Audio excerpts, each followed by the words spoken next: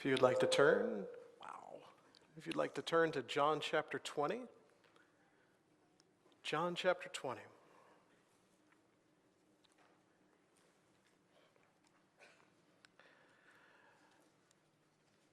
Appreciate Reed for a number of reasons. A couple have come to mind here in the last week or so. Reed sent me a message on Facebook, I guess it was, maybe 2 weeks ago now. Said, "Are you home this afternoon?" And I said, "Yeah, we'll be around." And I responded to him, and it wasn't about 30 seconds before my doorbell rang, and there was Reed with two of the largest steaks I have ever seen. Big, giant steaks, and I thought, oh, I like Reed. And so we had steak night at the Lewis house one night last week, and it was delightful. I appreciate Reed's prayer for our contribution. I know that's been kind of an awkward thing for us in the midst of all this because we're not passing trays, doing it at the time that we're used to doing it and all that. But I want to commend you and challenge you at the same time. I read a statistic online probably a month ago that there are estimates, and this is not just within Churches of Christ, this is just churches in America in general, but there are estimates that a quarter of churches will close because of what we've just been through. Not for faith issues, not for anything like that, but because that 2 months of not having a good plan in place as to how contribution would work and keep the bills paid and all of those things, that those churches would just go away, depending on how long all this takes. And I will tell you that about a week or two early in this, when I saw numbers, I don't usually look at numbers. I don't want to know. I don't know who gives what or any of that. First couple weeks, I thought, oh boy, we're going to have to, and then we did. And we were able to keep things moving a little less than we were before, but pretty close compared to a lot of churches I've seen. And I want to commend you in that. Now, secondly, for those who are just kind of jumping back in or facing job challenges and things of that nature, I also would challenge you to keep God at the forefront of what we do, both in financial things and in time. That it's still important that we spend our time and our money on things of God. And there are opportunities to do that. I know it's a little different than it has been. I know there was a couple weeks in there where at the beginning of April, I set my thing up online, or beginning of March, I guess it was, I set my thing up online when we first stopped meeting. And I set it up to go every week, but what I forgot that I did was I set it up just for the month of March. I set up online for it to come out every week, and I got accustomed to that. And I got about 2 weeks into April, and I thought, we have more money on our account than we're supposed to have right now at home. What's going on? And I realized that it had stopped at the end of March, and so I had to catch up real quick again. And it's been a real convenience, but something still to be conscious of too. Now, as your preacher, I hate talking about giving. I know it's a biblical thing, and I always feel like I'm guilting you. I'm not trying to guilt you. I really do feel like this has been a blessing the way this has been handled to this point. I'm thankful for that, thankful for what you've done. Now, in John 20, we find Jesus after he is resurrected. And if you were to know the story of Jesus, or let's just say for a minute you didn't know, and you worked your way through the Gospels, and he's talked a little bit about this idea of how he would have to die, but clearly people aren't understanding it. And then the death comes. If this is a normal story, this feels like a final moment. And so as he is crucified and laid in the tomb, laid in the book of John, you would feel like, well, this is where the story ends. And then as we talked about last time, the women came to the tomb at the beginning of chapter 20, and there's nobody there. There is an empty tomb. There's a stone that's rolled away. They tell the disciples, and some of them come back to see and witness the same thing. And it says midway through the beginning there of chapter 20 that they still didn't understand. And even now it might feel like, well, this is a final thing. He's defeated death. Where do we go from here? But he's going to appear in chapter 20 and chapter 21 multiple times. And the more I read those two chapters, the more I feel like each of those times where he appears has a purpose. Now, when I first started doing the PowerPoint for this, I actually phrased them, Jesus came to, and then told you something. And midway through the week, I decided to change that back to something else because I don't want to suppose that I know the reason he came. He may have had a reason I've never even considered. But I do know some of the things that happened as a result of those visits. And so we're going to look at it in that sense. So in John chapter 20, starting in verse 11, the women have come to the tomb. They've gone back to get the disciples. Disciples have come to the tomb. They don't know what's going on. And now we find Mary. Mary in chapter 20 and verse 11, and this is Mary Magdalene, stood weeping outside the tomb. As she wept, she stooped to look into the tomb, and she saw two angels in white sitting where the body of Jesus had lain, one at the head and one at the feet. And she's doing, by the way, something that a lot of us would do, I think, which is she's already looked in the tomb and found it empty. What does she expect to find looking again? What does she think she will find looking into this tomb? And there's really nothing you could expect, but it's almost that double take that a lot of us would have, where we begin to anticipate, surely what I expect to be is not really there. There's got to be some other explanation for this. And then she finds something she really doesn't expect, which are these two angels in white. And they said to her, "Woman, why are you weeping?" And she said to them, "They have taken away my Lord, and I don't know where they've laid him." Having said this, she turned around, and she saw Jesus standing, but she did not know it was Jesus. There are a lot of things that I will read in Scripture, and I don't understand at all how it works. This is one of them. He's there, but she doesn't understand that it's him that's there. And I don't know if this is, he has somehow disguised himself or disguised her eyes from him, or if it's just because of all the realities you may have, this is not one that is possible. When I grew up in Alabama, went away to college in Arkansas, went back to Alabama, every now and then, driving around my hometown there in Alabama or going to the mall or something like that, I would see someone that looked like someone I knew at college, but I knew that I'm in the wrong place for that, and so I would find myself doing a double take lots of times. And then realizing, no, that's not them. They just kind of look like that person I met at school last year. Here for Mary, anything would make sense other than Jesus standing there. Even if you're hopeful for that, even if you're starting to remember back to some of his teachings and realize that he has said that's what would happen, it still just seems completely impossible. And so Jesus is there, but she doesn't understand that it's Jesus who's there. And so Jesus said to her, "Woman, why are you weeping? Whom are you seeking?" Supposing him to be the gardener. That fits, doesn't it?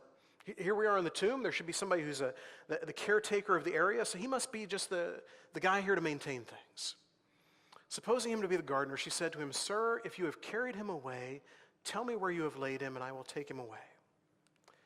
And then Jesus said to her, "Mary."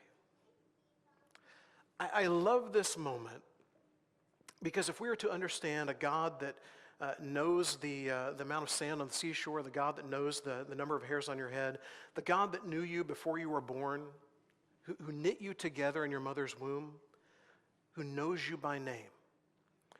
Those moments where we don't quite understand who he is or what he's doing are one thing, but then when he says your name, and so he says, "Mary," and she turned to him in Aramaic and said, "Rabboni," which means teacher. She finally has the moment where she recognizes who this is, and that this is everything other than what she thought it would be. And here he stands in front of her. And Jesus came and he gave comfort. I believe he appears so many times for a number of reasons. Maybe it's just the quantity that will put it over the top. Maybe it's as there's all these different witnesses, it's going to be harder and harder to deny that he was resurrected. But also each of these visits carries a purpose of some kind. And here to Mary, one who was mourning and now one who was lost, feeling like the body of her Savior had been stolen, she gets comfort. And she recognizes, here is this one who knew me by name, and he's still here. We move a little further into the chapter. The disciples are all together. It says, on the evening of the first day of the week, the doors being locked where the disciples were for fear of the Jews. And think of that for a moment. The idea of being together and trying to move on, trying to figure out what the next steps are as your leader has been killed. And you're beginning to hear the story of, but the tomb was empty. And maybe you've heard from Mary that I've seen him. And still trying to bring all that in, but still fearful because what you have seen is the power of these people who are against you. And so there they are meeting behind locked doors, fearful. Every time I read this section, I think of my friend who was a missionary in China, and he talked about how they would have church in his apartment, and the people would show up a few minutes apart.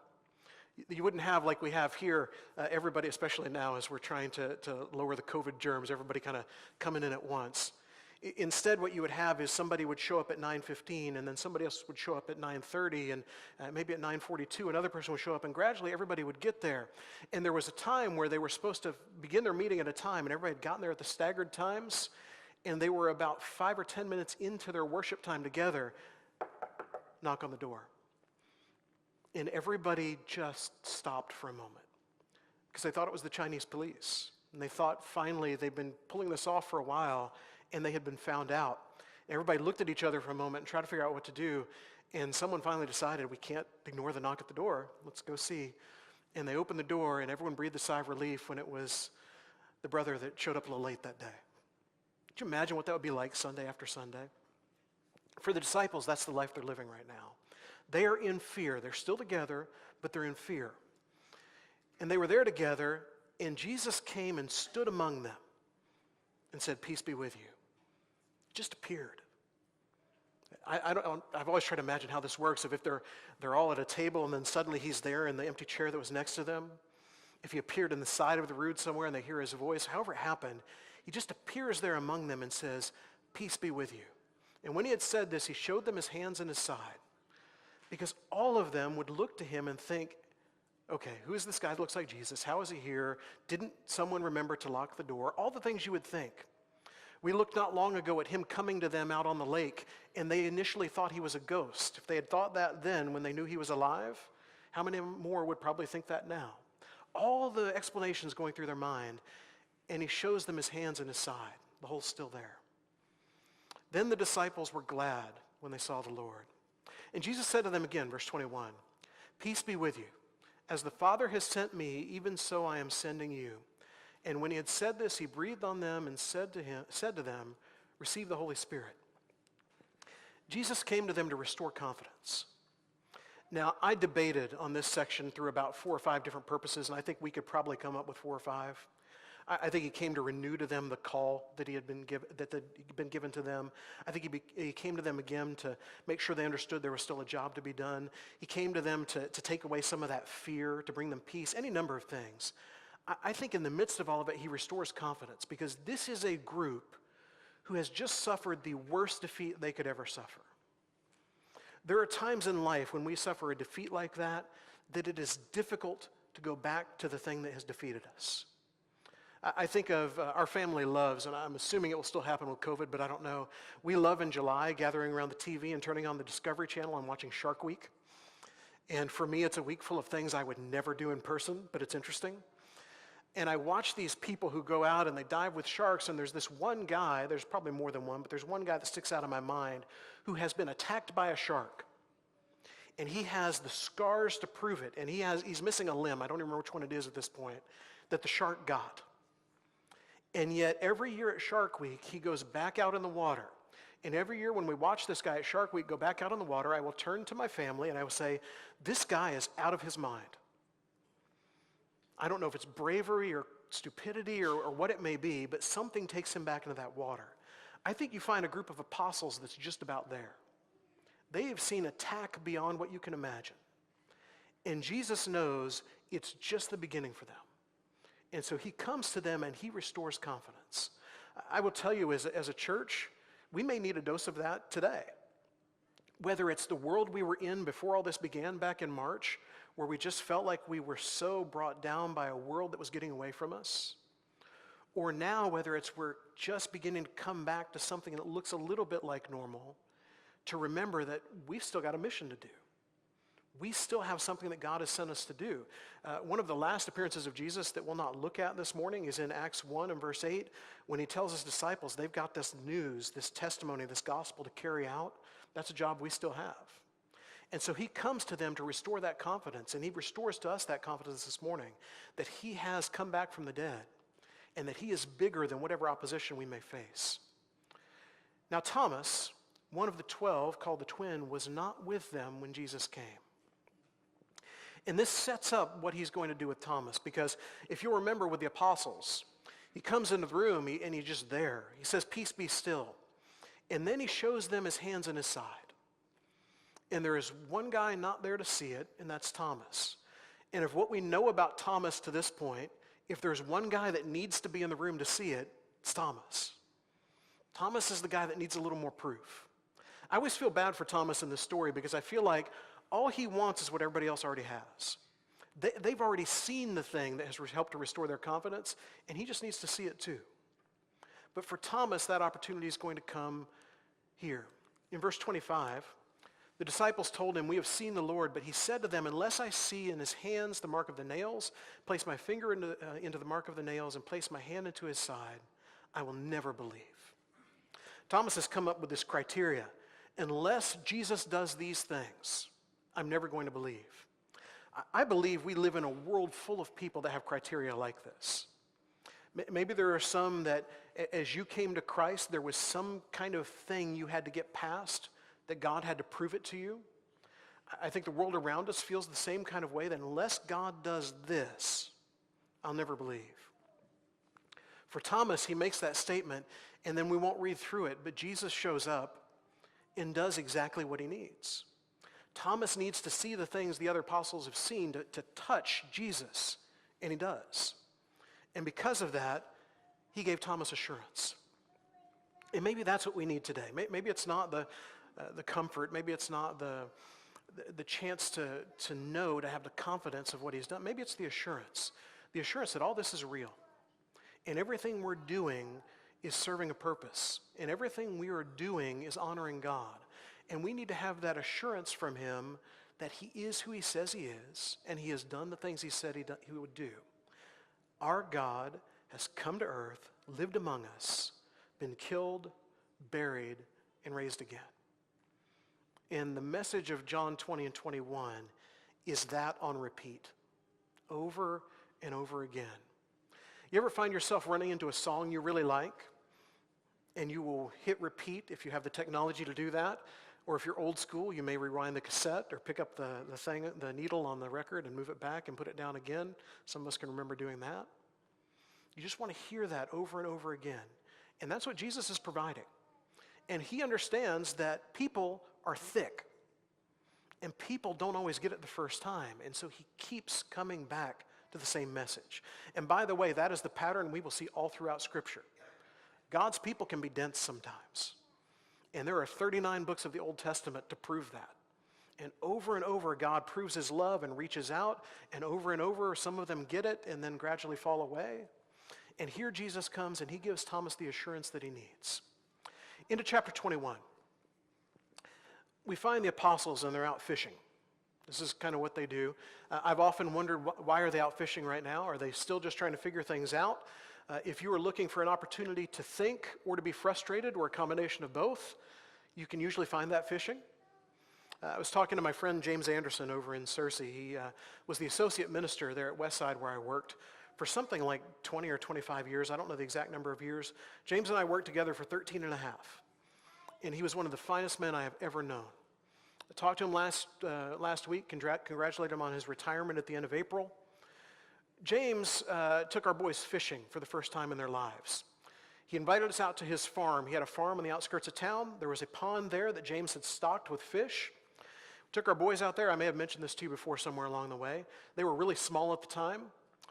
Stacy baited their hook because I don't like worms. Stacy baited their hooks, and they threw those lines into the water. And those lines were in the water long enough for the worm to go beneath the surface when you started seeing the line jump. And our boys started reeling those things in, and sure enough, there's a fish on the end of the line. And we took the fish off the hook. That was my part of the deal, either me or James, whoever was closer by, because Stacy doesn't like fish. It's all teamwork in marriage. We took the fish off the line, threw it back in because we're polite, and they threw the line back out, and that worm had just enough time to get under the water, and again, it started jumping. And I told James that day, our boys are ruined for fishing because they think this is how it works. And it doesn't work like this. Those apostles are out there and they're having the different kind of fishing day. Nothing's coming. And so it says, as day was breaking in verse 4 of chapter 21, Jesus stood on the shore, and yet the disciples did not know that it was Jesus. He's getting good at this now. He keeps showing up. No one realizes it's him. He's over there on the shore. Jesus said to them, "Children, do you have any fish?" And they answered him, "No." And he said to them, "Cast the net on the right side of the boat, and you will find some." And that says that twice for some reason. So they cast it. And now they were not able to haul it in because of the quantity of the fish.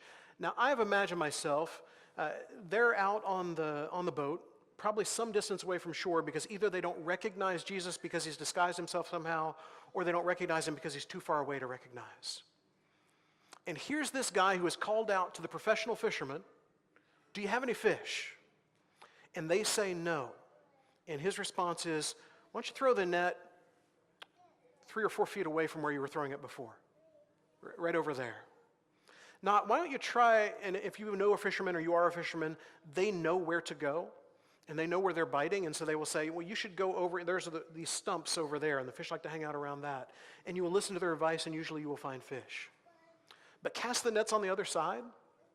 I have a good friend who is a professional bass fisherman, and I see his pictures sometimes on Facebook of these fishing tournaments he's in, and the fish he's caught, and every now and then he'll have a bad day and not catch anything. I have never once thought to tell him, did you ever try the other side of the boat? I imagine what that may go like. But they bring all of these fish in. And everybody who fishes, by the way, has a fish story. And usually the fish are much larger or much more of a quantity than they really are. John, in this section, actually gives us quantity. 153 fish. Detail. That's a pretty good day of fishing. And they bring in all these fish. It says, the disciple whom Jesus loved, therefore said to Peter, it is the Lord. Now, whether they recognized him by face, by voice, or now by, there is no other way this would have happened other than Jesus. Because we have seen what he does, and this fits the bill. This is his kind of thing. When Simon Peter heard it was the Lord, he put on his outer garment, for he was stripped for work, and he threw himself into the sea. You will see lots of fishermen throughout the course of your life. You won't see so many of them that see someone familiar on the shore and are so anxious to get to them, they don't have time for the boat to get there. They just have to get out and run. And Simon gets out and he runs. He came and he amazed them one more time. These apostles have seen things that we have read the stories of, and we've done a lot of that throughout the spring. And I think we're amazed by the stories. I can only imagine what it would have been like to be there.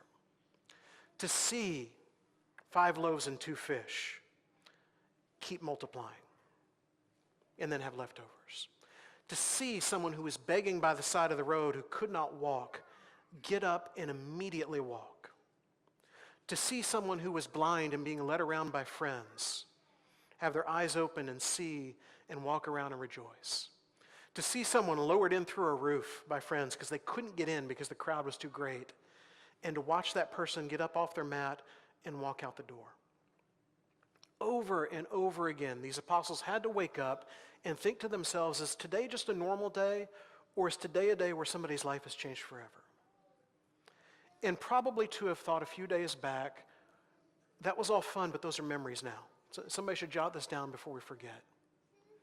But now to get to see it again. He came and he amazed them one more time. And I believe in our lives, all of the amazing things that God has done, he loves those opportunities where he can amaze us again.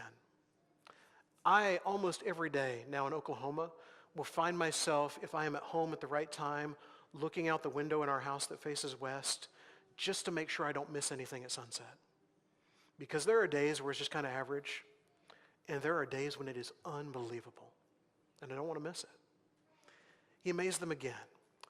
But take note of the fact that the one who gets out of the boat and runs, Simon Peter.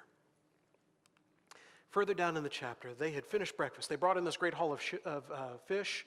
They brought it all in. They cooked it up. They had this great cookout around the fire together. They finished breakfast, and Jesus said to Simon Peter, Simon, son of John, do you love me more than these? And he said to him, yes, Lord, you know that I love you. He said to him, feed my lambs. And this is, by the way, is the thing that Simon really doesn't want on repeat. You want a lot of the messages of Jesus on repeat. This is once is enough in Simon's mind. But Jesus is going to ask him 3 times. Do you love me? And Simon will ask, yes, I love you. And it gets to the third, and it's, you know, Jesus, you know that I love you. Simon wants more than anything, and I believe this is the thing that draws him out of the boat not to walk on water, but to run through it this time. More than anything, what Simon Peter needs is a second chance. And Jesus came to give him a second chance. Now, the beauty of these appearances, and I'm sure they were unbelievably meaningful to Mary and to the apostles and to everyone who experienced them, the beauty of, at least what I think the purpose of these appearances were, is they all apply to us too. All of these things he came to give, comfort and assurance, and especially here, the second chance, they are all things that he comes to give us as well. Because a lot of us in life have been like those apostles, sitting around in fear. A lot of us in life have been like Mary at the tomb, feeling a little bit hopeless. A lot of us in life have been like the Simon Peter jumping out of that boat, who knows his last experience with the Lord is defeat. He's done the thing that Jesus said he would do, that he said he would never do. And how many of us have been there? How many of us have had that prayer, that conversation with God that says, God, if you will get me out of this, just this one last time, I'll never do this again. And I'll do this other thing to prove my love for you. I wonder how many times over these days Simon Peter had that conversation in his mind. And here Jesus is. And Jesus gives him the chance, after having denied him 3 times, to now affirm him 3 times. Jesus gives us that chance today. If you have walked away from Jesus at some point in your life, and you have thought to yourself, I have messed up too much, I have gone too far, he can never forgive this, I will tell you that is not the Jesus I know. The Jesus I know is the one who comes and appears to these apostles and gives them a message of hope. And he gives you that same message of hope today. If you're watching wherever you are, somewhere around the world online this morning, he brings it to you too.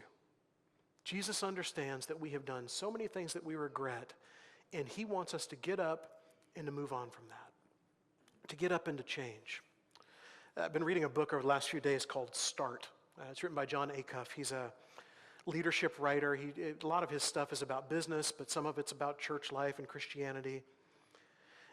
He talks a lot throughout that book about something he calls the road to awesome, which sounds like the hokiest thing ever, the first time he said it in the book. And the next few times, honestly, I was still kind of there. And gradually, I started to understand what he was talking about. A lot of people will live life just trying to get by, just trying to make things just good enough, just being adequate. And if we learned anything about Jesus here throughout the book of John, is Jesus didn't live life that way. And I don't think Jesus wanted his followers to live life that way either, a life that was just good enough, just getting by. Jesus wants us to live the life that's awesome. And part of that's here and how we treat one another and the things that we do and what we concentrate on, but so much of that is what is in store for us. There is something more awesome than we could possibly imagine. Jesus comes to give that to you, and if you have never taken that invitation, I encourage you to take it today, to begin that walk with him, to know that he comes to give you hope. Or if you have found yourself like these apostles defeated, know that he brings victory. You skip all the way to the end of the book, to Revelation, as we just studied in our class back there. It's a victory. And Jesus will win out and want you to be part of that victory. If there's something we can do for you as your church family today, please come while we stand and sing.